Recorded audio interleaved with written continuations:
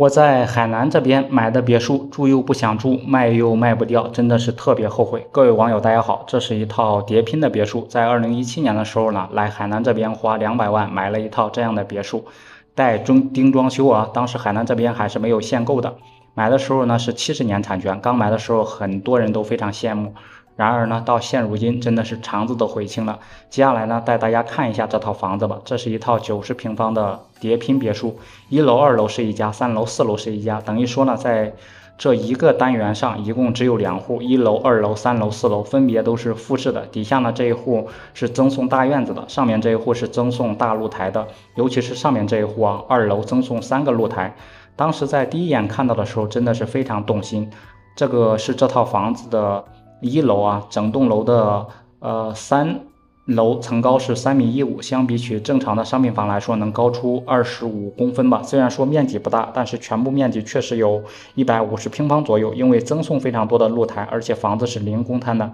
大家可以看一下，这是这套房子1楼赠送的一个露台，平时呢可以在这里当餐厅。在2017年第一年看到的时候就畅想，以后假如说在这个地方约上4、5个好友，在这里喝点啤酒，或者是吃点烧烤，那也是其乐融融，多么的惬意的。另外呢，在这一层还有一个卧室，可以作为老人房。老人平时不喜欢爬楼梯呢，那就住在1楼吧。1楼一个客厅，一个卧室，一个卫生间，一个厨房。90平方的房子竟然有大别墅的即视感，为什么后悔了呢？首先第一点原因就是房价下跌了啊。现如今像这样的房子，二手房很多业主挂160万、170万依然是卖不出去。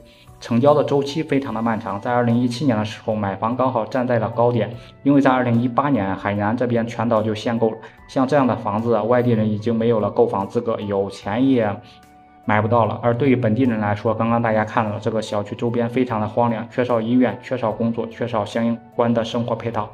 本地人有购房资格的是不会选这样的房子的。当时来这边看房的时候，开发商说这边环境好，水质非常好，有非常多的100岁老人。听这个听得多了，也就相信了人家这样一个理念，总觉得住在这样一个地方，以后不仅会长命百岁，而且这套房子也会升值到4、500万吧，起码翻倍是没有问题的。另外一点就是这套房子现如今往外卖的话，二手房税费是非常高的。海南这边卖二手房，假如说契税不满足满5唯一的话，有着20%的差额税。